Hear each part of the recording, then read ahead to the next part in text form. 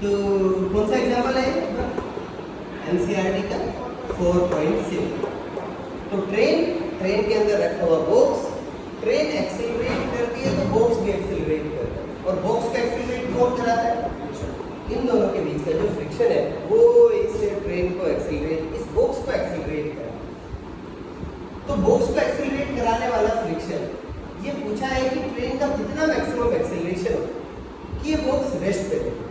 देखो ट्रेन को अगर आप ज्यादा एक्सेलरेशन से ले जाओ तो क्या हो, तो बॉक्स का जो एक्सेलरेशन है वो फ्रिक्शन डिसाइड करेगा, पर जो ट्रेन का एक्सेलरेशन है वो उसका इंजन बाकी पहिया वो सब मिलकर डिसाइड करेगा। अगर ट्रेन का एक्सेलरेशन कम है तो ट्रेन और बॉक्स एक साथ चलते हैं, दोनों के बीच में कौन सा फ्रिक्शन होगा?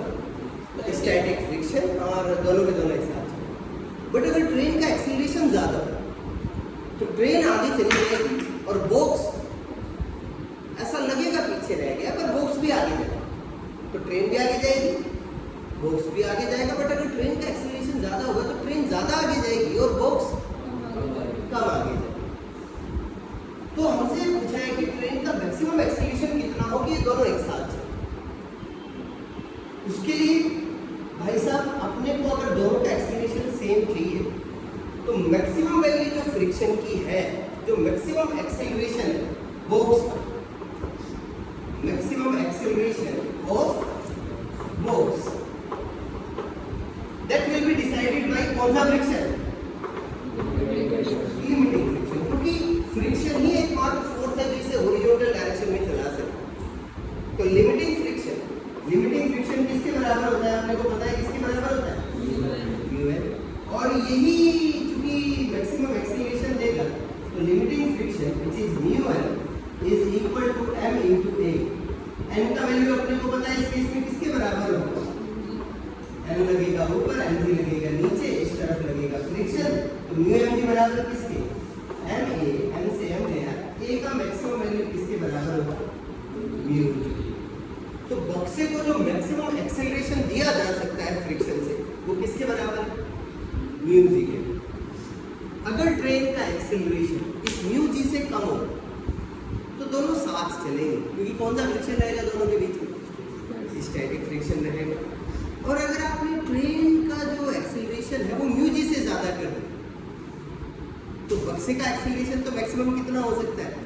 Mu G. ट्रेन का एक्सेलरेशन अगर इससे आगे ज्यादा होगा तो ट्रेन आगे चली जाएगी, बक्सा भी आगे जाएगा, पर ट्रेन बक्से से ज्यादा आगे चली जाएगी। और आपका हाथ, जैसे मेरा हाथ आपने देखा होगा, मेरा हाथ आगे फिसल के चला जाता है, इस तरीके की चीजें। अब इसी सेम सवाल के ऊपर हम लोग एक बहुत फेमस एक्सपेरिमेंट आप लोगों ने देखा होगा, 9th क्लास का एक्टिविटी है जिसे कहते हैं कार्ड कोइन एक्सपेरिमेंट। वो एक एक्सपेरिमेंट में क्या करते हैं, वो एक गत्ता लेते हैं और गत्ते के साथ एक कोइन लेते हैं और एक क्या लेते हैं? ग्लास लेते हैं। और पढ़ा है किसी ने वो एक्टिविटी? क्या है वो एक्टिविटी? ग्लास के ऊपर गत्ता रखे और क्या करें? अगर गत्ते को हिट करे तो क्या होता है? तो कोइन ग्लास में चला जाता है। क्यों? क्योंकि वो रेस्ट में है ना, तो वो रेस्ट में है तो वो रेस्ट में रहेगा। कब तक? जब तक कोई एक्सटर्नल फोर्स ना लगे। गुड। अब ये गत्ता है, ये सिक्का है और एक गिलास है, और मैंने सिक्के को गत्ते के ऊपर रखा, तो आपको पता ही है कौन करेगा? ये करेगा। बोला ना एक्टिविटी ऐसी तो करेगा। आजा कर दे एक्टिविटी। क्या होना चाहिए देखने? सब सेटअप वही है क्या? जैसा है सब सेटअप वही है। गत्ता, अच्छा उसमें लिखा हुआ है कि मोटा गत्ता ले, अच्छा हल्का गत्ता नहीं लेना, ऐसा कुछ लिखा हुआ है क्या?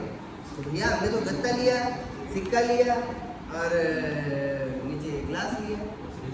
हाँ कर, तू गिरा क्या? तो न्यूटन का पहला लॉ है? नहीं, एक बार कोशिश कर, देख गिर गया। वेरी गुड, क्या बात है, न्यूटन का पहला लॉ पास। वापस से वापस से करता जा, एक बार पास, एक बार याद नहीं,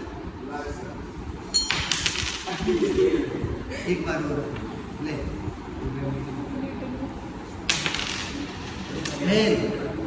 क्या कर रहा है? ज़्यादा फोर्स लगाने के लिए। ज़्यादा फोर्स लगाने के लिए। इसके वर्ड्स को बड़े ध्यान से सुनो, बड़े ध्यान से सुनना चाहिए। ज़्यादा फोर्स लगाने, ये तो फेल होगा। ये तो फेल हो रहा है। न्यूटन का पहला लॉ फेल है, बता। न्यूटन का पहला लॉ गलत है। आगे ले इस साइड हो जाओ। ले कर कर किसका फर्क है? फेस का फर्क। फेस का फर्क। तो उसमें लिखा हुआ है कि ये वाली सरफेस यूज कर रहा है, नहीं है। अच्छा, मैं इस तरफ रखता हूँ, फेल करता है। इस तरफ से खींचता है तो ये पास करता है। और यहाँ इस तरफ रखा हुआ है, ठीक है। चलो सर यहाँ पे रखोगे तो हो जाएगा। यहाँ पे रखोगे तो कहाँ कहाँ कहाँ कहाँ ध्यान से है? सेंटर या सेंटर से आगे, मतलब इस तरफ। और अगर ये थोड़ा सा आगे रख दे यार, अभी भी देखो ग्लास के ऊपर है क्या सिक्का? देखिए अभी भी है ना ऊपर, अभी भी है ना ऊपर, ग्लास के ऊपर है। कोई डाउट तो नहीं? अभी नहीं है, अभी भी ग्लास के ऊपर तो है, अभी भी ग्लास के ऊपर तो है।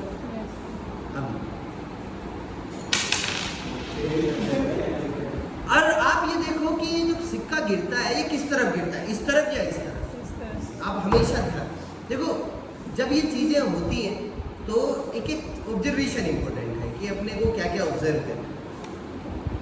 तो अगर मैं सिक्के को पीछे रखता हूँ और ये क्विकली मूव करता है, हो जाएगा। और जब ये सिक्के को बीच में रखता है, आगे रखता है, या फिर इस सरफेस के बजाय इस सरफेस पे रखता है, तो ये इसके अंदर नहीं गिरता। और ये किसका एग्जाम्पल नहीं है?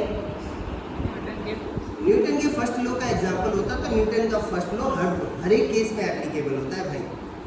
ऐसा थोड़ी होगा कि न्यूटन का पहला लॉ ये कहता है कि जब चिकना गत्ता हो, ये ना हो, वो ना हो, तो तब आप रखो। तो ये this is a very bad example of Newton. ये बहुत बुरा एग्जाम्पल है किसका? पर आप ये बहुत शानदार एग्जाम्पल है इस सवाल का। ये फ्रिक्शन का बहुत शानदार एग्जाम्पल। आप ये सोचो, देखो बड़े ध्यान से, गत्ते को कौन चलाता है? मेरा हाथ चलाता है। तो गत्ते को एक्सीलरेशन कौन देगा? मेरा हाथ। सिक्के को कौन चलाएगा? मेरा हाथ। मेरा हाथ तो गत्ते को चलाता है। सिक्के को कौन चलाएगा? गत्ता चलाएगा। कौन सा फोर्स लगाएगा? फ्रिक्शन। फ्रिक्शन की एक मैक्सिमम वैल्यू होती है, तो सिक्के के एक्सीलरेशन की एक मैक्सिमम वैल्यू है।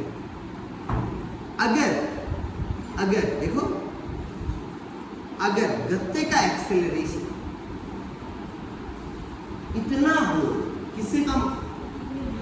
म्यू जी से कम हो, ऐसे आप मूव कर रहे हो तो दोनों साथ चलते हैं।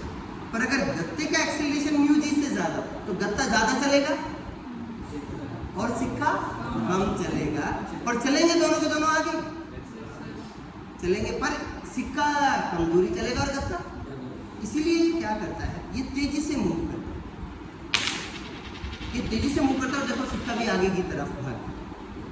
और इस तरफ क्या है? इस तरफ म्यू ज्यादा है, इस तरफ म्यू क्या है? ज्यादा है। तो दोनों के दोनों एक लंबे टाइम तक, दोनों के दोनों लंबे एक्सीलरेशन रेंज तक साथ रहते हैं। अगर मैं इस तरफ कर दूँ तो सिक्के का एक्सीलरेशन अब क्या हो जाएगा? मैक्सिमम एक्सीलरेशन कम हो जाएगा, क्योंकि म्यू इधर क्या है? कम है। अब सिक्का भी आगे जाता है, कॉइन भी आगे जाता है, पेपर भी आगे जाता है। बट पेपर अगर ज्यादा आगे चला जाता है तो सिक्का क्या करता है? सिक्का यहाँ है, यहाँ से जर्नी शुरू करता है, आगे जाता है, आगे जाते हुए नीचे भी तो गिरेगा, आगे जाता है, नीचे गिरता हुआ इसके अंदर चला जाता है।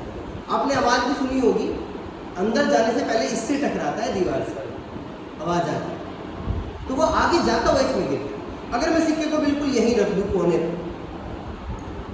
पर, तो आप खींचो, कितना भी कोशिश करो, सिक्का थोड़ा आगे जाएगा और कभी भी इसके अंदर नहीं गिरेगा। तो ये एक शानदार एग्जाम्पल है इस सवाल F बराबर ma वाले सवाल। This is a very bad example of Newton first. दूसरा, न्यूटन का पहला लॉ कहता है कि जब नेट फोर्स 0 हो तो वेलोसिटी चेंज। यहाँ तो नेट फोर्स 0 है ही नहीं, यहाँ तो फोर्सेज लग रहे हैं, गत्ते पे आप लगा रहे हो, सिक्के के ऊपर फ्रिक्शन लग रहा है, तो न्यूटन फर्स्ट लॉ को यहाँ यूज करना ज़्यादा अप्रोप्रिएट नहीं। Thank you.